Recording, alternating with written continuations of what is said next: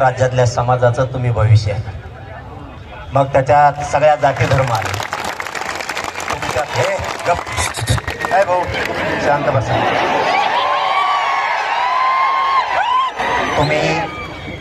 मी याच्यात कधी जात बघणार नाही, ती माझी औलाद नाही. माझ्या राज्यातल्या सगळ्या जनतेचा तुम्ही उद्या भविष्य आहेत आमचा.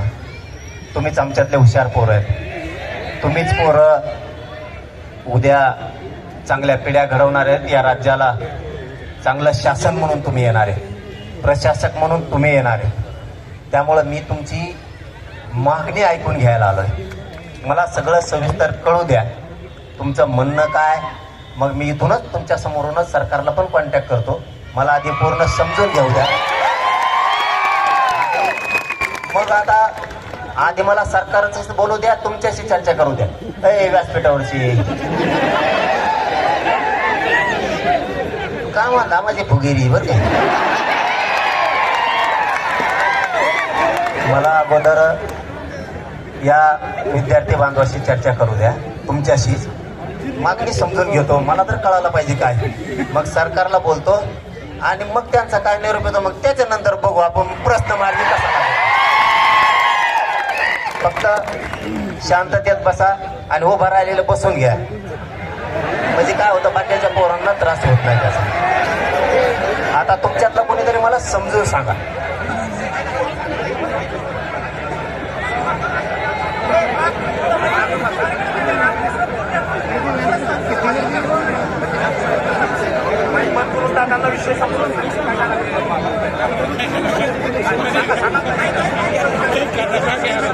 मागच्या खाली बसा, म्हणजे मागच्या वरच्या लोकांना प्लीज.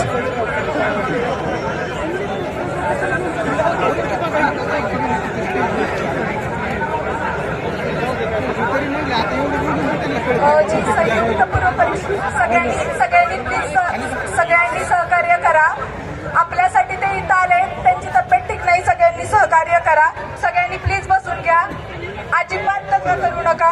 सगळ्यांनी शांत राहा. आव्हान आहे माझं तुम्हाला. त्यांची तब्येत नाजूक आहे तरी ते आपल्यासाठी आले. मला त्यांना मुद्दा समजून सांगू द्या प्लीज.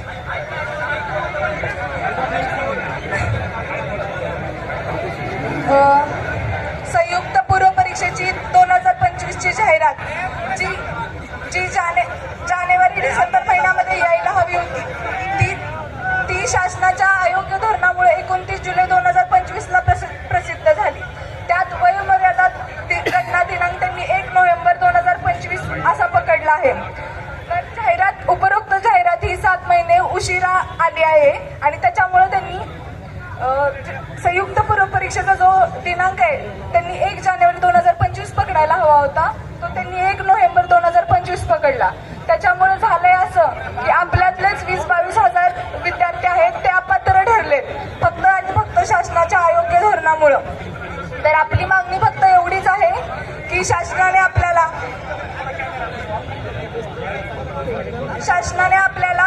1 महिना वयवर्ष सवलत मिळावी.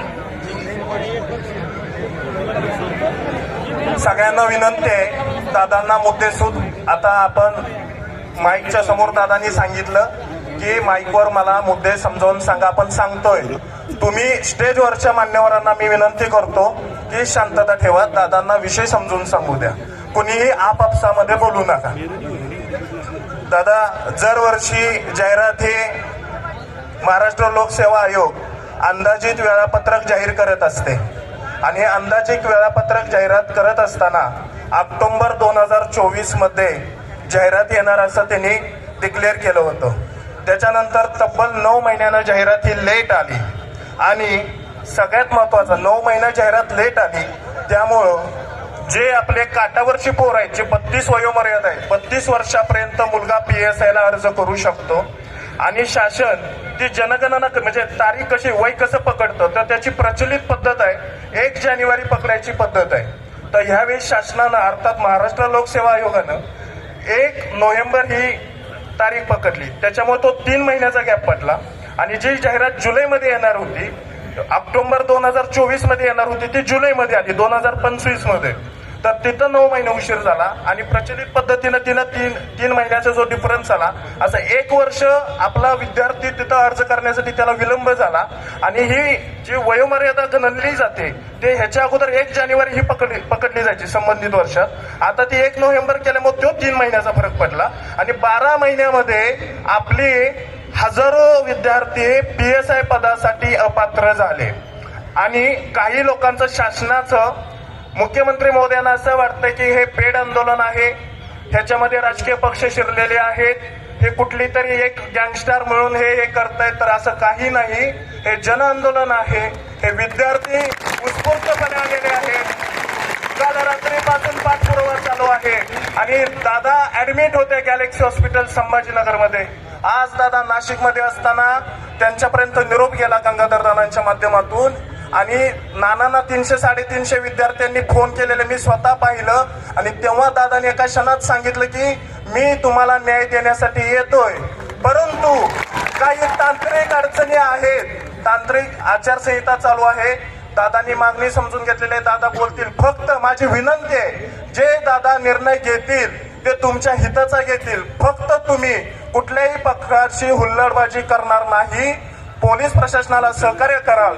आणि आराध्य दैवत ह्या मराठ्यांचंच नाही तर संपूर्ण तमाम महाराष्ट्राचं संघर्ष होता. मनोज दादा आपल्या एका जातीपुरते नसून सर्व समावेशक विचारसरणी आहे, हे तुम्ही दाखवून दिले. माझी विनंती आहे, मी मोजका आणि थोडक्यात दादांना लक्षात आलेलं आहे.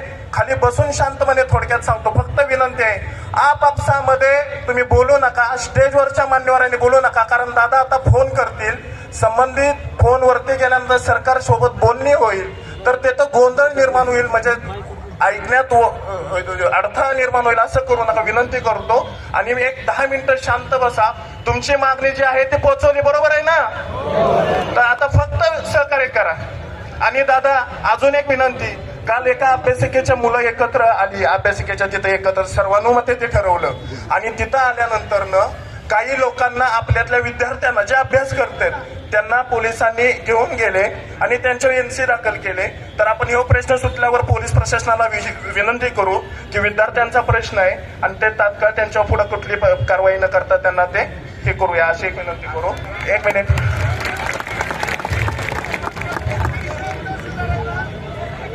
हे दादांना मी एक गोष्ट सांगतो. गेली 2 वर्ष दादांच्या सोबत काम करत असताना दादांना MPSC UPSCला दिल्लीला दादा गेले होते प्रदीप पाटील यांच्या घरी. तेव्हा जेव्हा UPSCतले आपले OBC मराठा सगळे विद्यार्थी भेटले ना, तेव्हा दादांनी सांगितलं हॉस्टेलची तुम्हाला अडचण येते ना, आपण जागा विकत घेऊन 5000 मुलांचं हॉस्टेल तिथं तयार करू.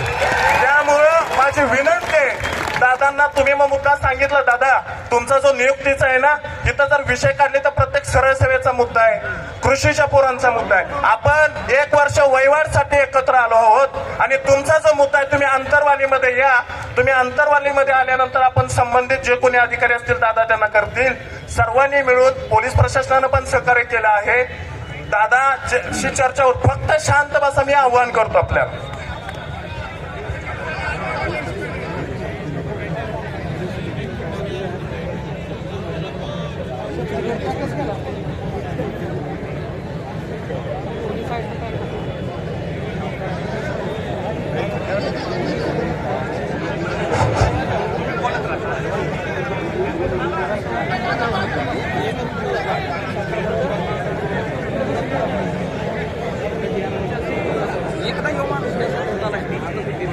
समोरच्या खाली बसा बरं थोडं प्लीज, मागच्या आणि समोर. दादा समजून घेते सगळ्या गोष्टी, थांबा थोडं.